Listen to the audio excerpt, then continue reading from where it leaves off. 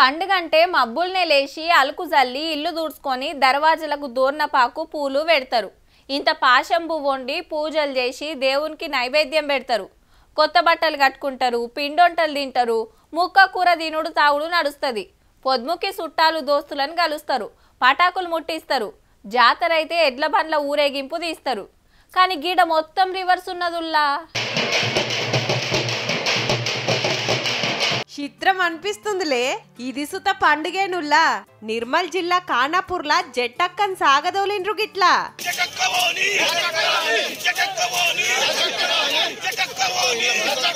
అంటే ఊర్లున్న దరిద్ర దేవతను ఎల్లగొట్టి లక్ష్మీదేవిని విల్సుడన్నట్టు.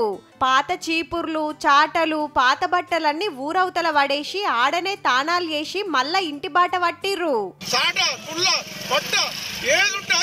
తీసుకొచ్చి ఊరు బయట వారెత్తే మళ్ళా ఇంకా ఊరోళ్ళు తీసుకుపోయి ఇంకా ఊరవతల వారెత్తే మనం ఇంటికి వచ్చేటప్పుడు